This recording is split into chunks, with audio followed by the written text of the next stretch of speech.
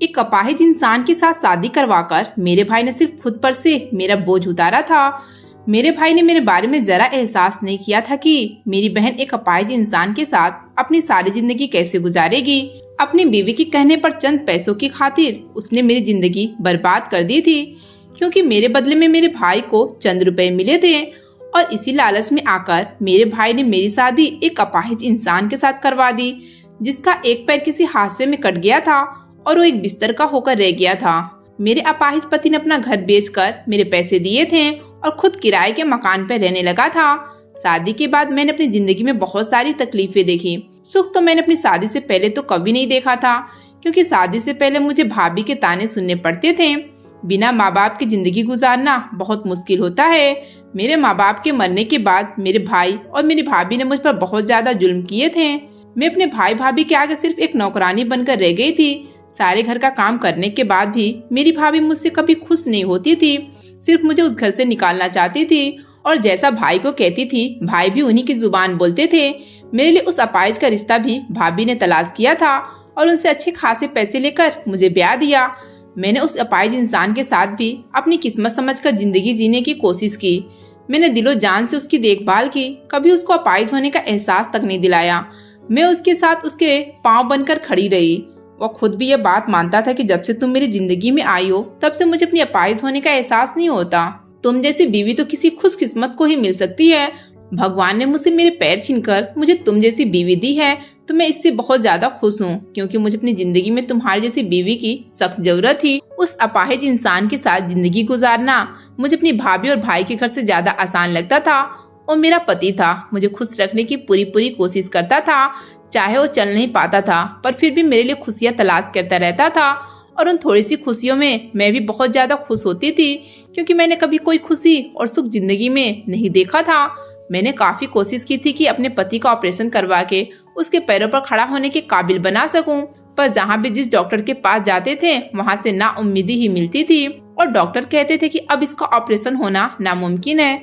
जिस वक्त उनका एक्सीडेंट हुआ था, अगर उसी वक्त आप इनको हमारे पास ले आते तो शायद इनका ऑपरेशन हो जाता और आज ये अपने पैरों पर खड़े हो पाते, पर अब ऐसा बिल्कुल भी नहीं हो सकता।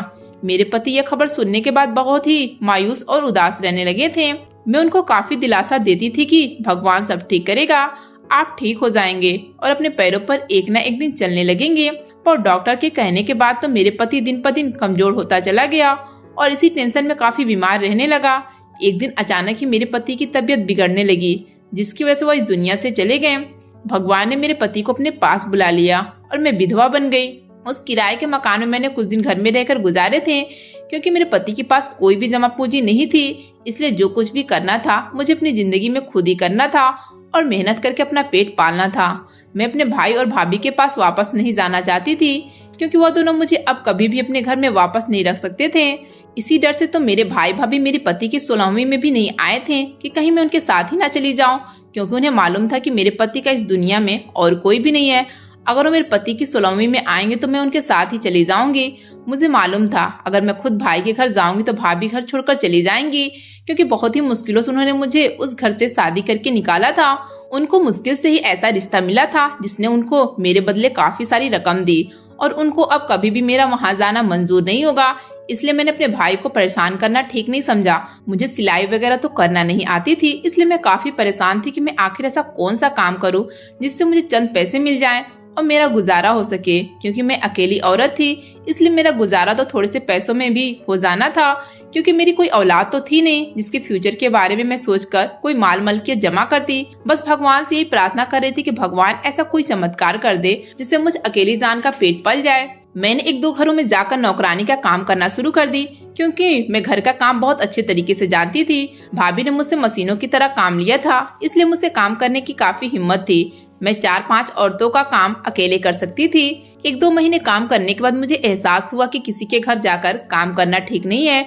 मैं जवान और खूबसूरत लड़की थी, जिस घर में भी जाकर काम करती वहाँ का कोई एक बंदा मुझे ऐसी नजरों से देखता था कि उसकी नजरें मुझे अपने वजूद के आर पार महसूस होती थी। मेरा दिल करता था जमीन फट जाए और मैं उस जमीन में समा जाऊं।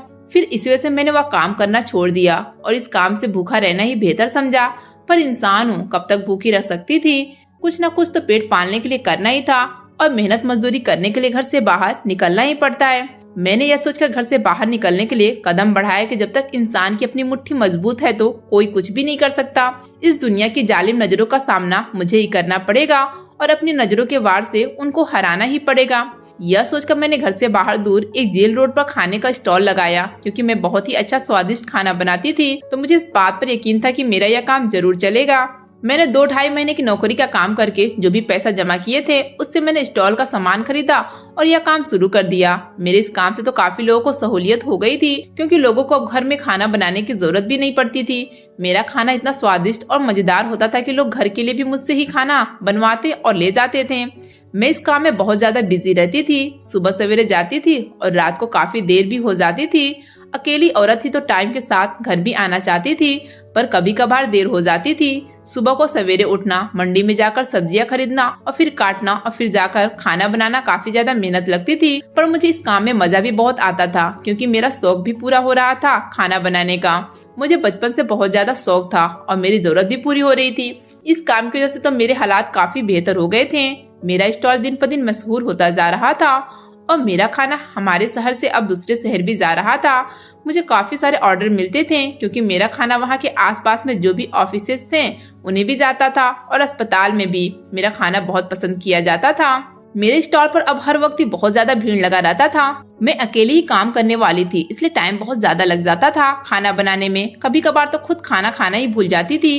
खाना खाने का टाइम तक मेरे पास नहीं होता था क्योंकि मेरा काम दिन पर दिन बढ़ता ही जा रहा था। इसलिए मैंने सोचा था कि कुछ ही दिनों में 1-2 मजदूर अपनी हेल्प के लिए रख लूंगी। एक दिन मुझे एक ऑर्डर काफी देर से मिला। मैंने उनको काफी मना भी किया कि मैं आपका ऑर्डर नहीं ले सकती, पर वो मेरी बात मानने के लिए तैयार नहीं थे और मेरी काफी मिन्नतें करने लगे कि हमें ये खाना रात 9 बजे तक चाहिए। क्योंकि मेरा घर थोड़ी दूर था तो मुझे जल्दी जाना पड़ता था। मैंने उनसे बात की पर उन्होंने अपनी मजबूरी सामने रखते हुए मुझे कहा कि उनको खाना जरूर चाहिए। मैंने भी किसी की मजबूरी के बारे में सोचकर वो ऑर्डर ले लिया और खाना बनाते बनाते मुझे काफी देर लग गई। जिनको ऑर्डर था वो लोग तो 9 बजे का कहकर 10 बजे तक नहीं आए और मैं काफी ज्यादा परेशान हो रही थी कि पता नहीं वो लोग कब आए और कब अपना खाना ले जाएं। इतने में वहाँ पर पुलिस आ गई और उन्होंने मुझे अपने स्टॉल बंद करने के लिए कहा क्योंकि वहाँ पर जेल रोड पर जो भी दुकानें और स्टॉल रेहड़ियां लगी हुई थी उनको 8 बजे से पहले ही अपनी दुकानें और स्टॉल बंद करने को बोला जाता था और सब अपने टाइम पर बंद कर दिया करते थे। मैंने उनको बताया भी था कि किसी का ऑर्डर है मेरे पास, वो जैसे ही खाना ले जाएंगे तो मैं स्टॉल बंद कर दूंगी, पर वो काफी गुस्सा करने लगे और मेरी बात समझ ही नहीं रहे थे। खाना काफी सारा था, मैं बर्बाद भी नहीं कर सकती थी। तो मैं भी उस पुलिस वाले के साथ गुस्सा करने लगी कि आप इस तरह मुझे यहाँ रुकने से नहीं रोक सकते हैं। उस पुलिस वाले को मेरी बातों पर काफी ज्यादा गुस्सा आ गया और उसने मुझे झूठे इल्जाम में जेल में डालने की धमकी दी। मैं भी धमकी से कहाँ डरने वाली थी। मैंने भी उनको बोल दिया कि मेरा कोई गुनाह या कसूर होगा तो आप मुझे जेल में डालोगे, ऐसे आप मुझे जेल में नहीं डाल सकते। और मुझे जो भी बोल रहा था मैं भी उसका वैसे ही जवाब दे रही थी। वो तो आग बबूला हो रहा था और जबरदस्ती मुझे पकड़कर ले गया और जाकर जेल में डाल दिया। मुझ बेगुनाह को जेल में डालकर आप लोगों को कुछ भी हासिल नहीं होगा।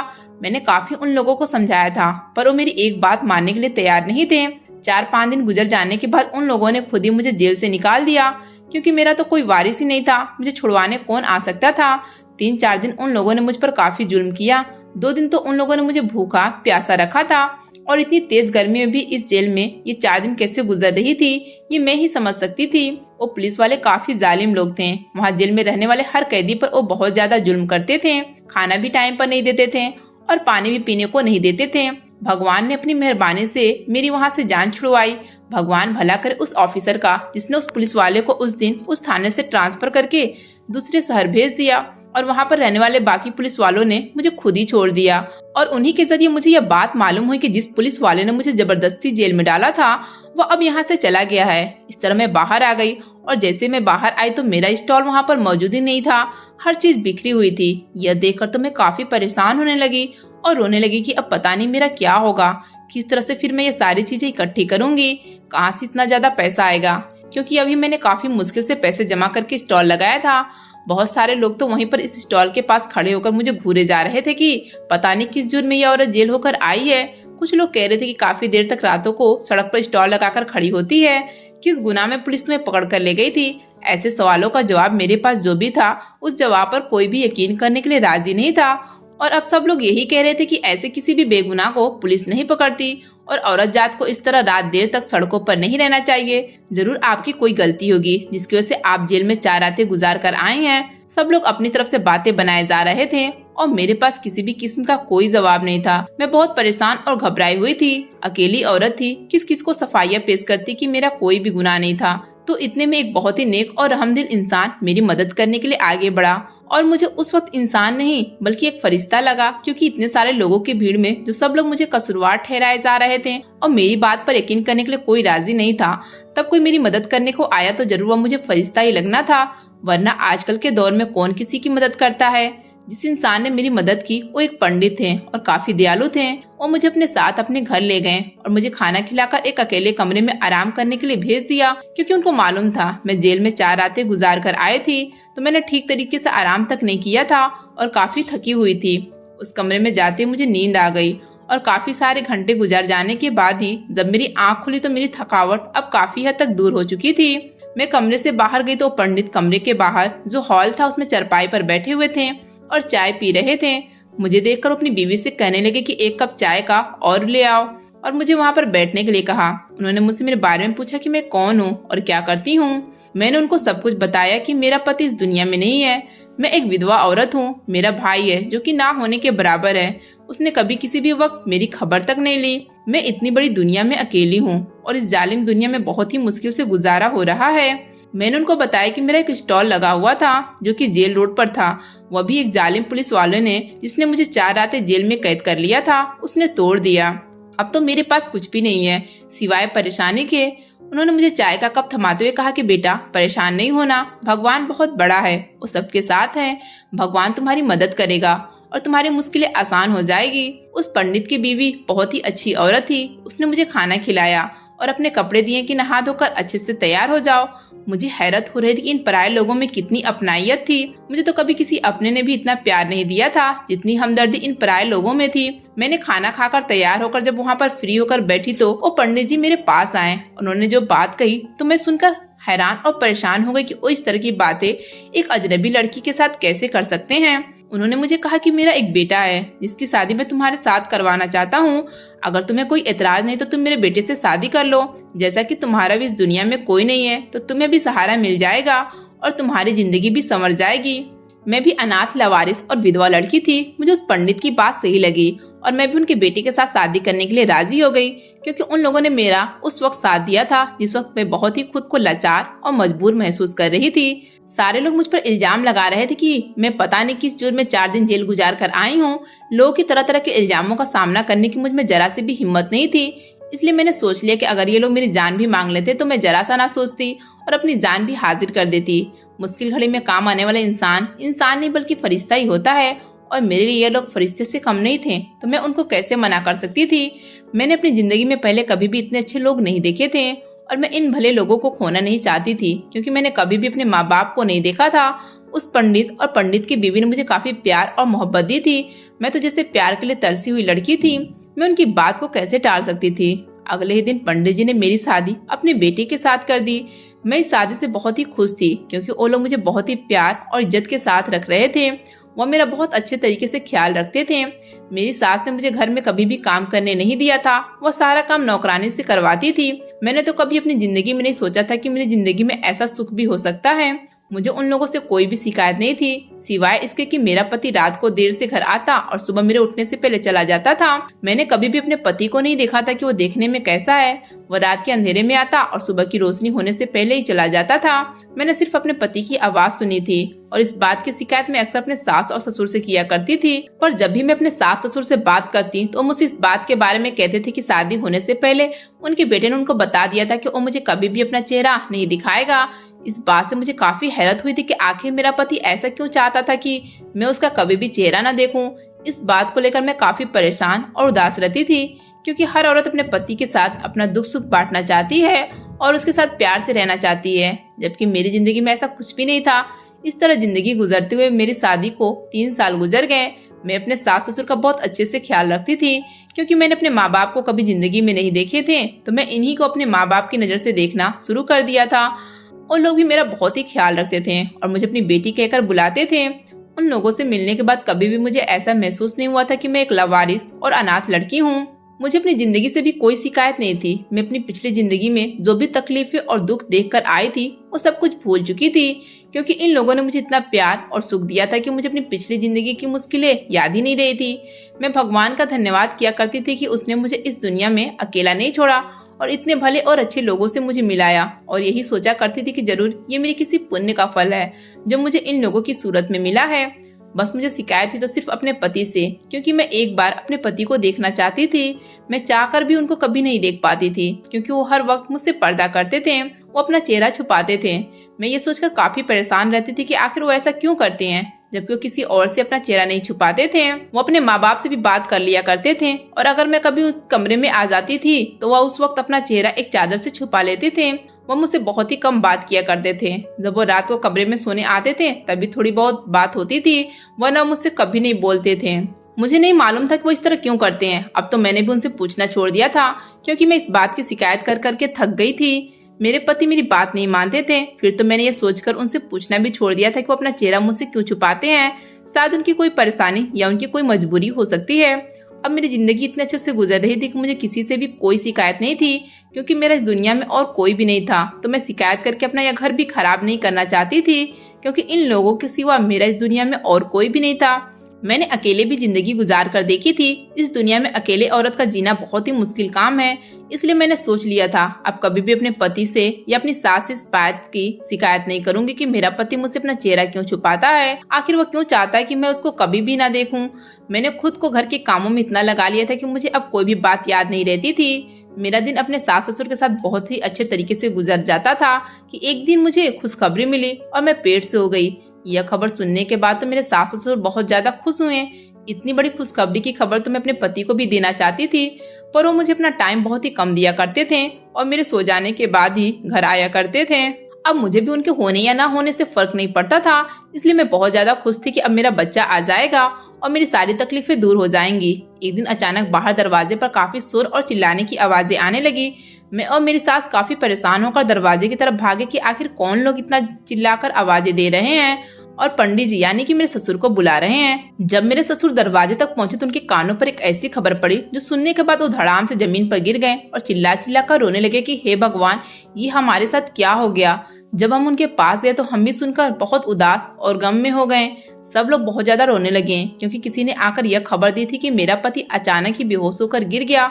उन लोगों ने बताया कि कुछ लोगों ने उनको अस्पताल पहुंचाया, डॉक्टर ने ड्रिप वगैरह लगाई, पर वो बच ना पाए और डॉक्टर ने कहा कि इनको हार्ट अटैक हो गया है, वो इस दुनिया से चले गए हैं। मेरी तो एक बार फिर से दुनिया उजड़ गई थी। यह खबर सुनने के बाद तो मुझे कोई होश ही नहीं था। मैं बहुत ज्यादा रो रही थी कि भगवान ने आखिर मेरी जिंदगी में इतने दुख क्यों लिखे हैं, मैं आखिर इतनी बदनसीब क्यों हूँ। अब तो मुझे अपनी और बच्चे दोनों की फिक्र होने लगी थी, क्योंकि अब मेरे पास वह भी मेरे दुखों में बराबर का हिस्सेदार होने वाला था। मेरे पति को नहलाकर जब चारपाई पर हमारे सामने लिटाया गया तो उसका चेहरा कफन से ढका हुआ था। मैंने अपने पति का कभी भी चेहरा नहीं देखा था, इसलिए मैं उसका चेहरा अब आखिरी बार देखना चाहती थी, क्योंकि उसके बाद तो वो मुझे कभी नजर नहीं आना था।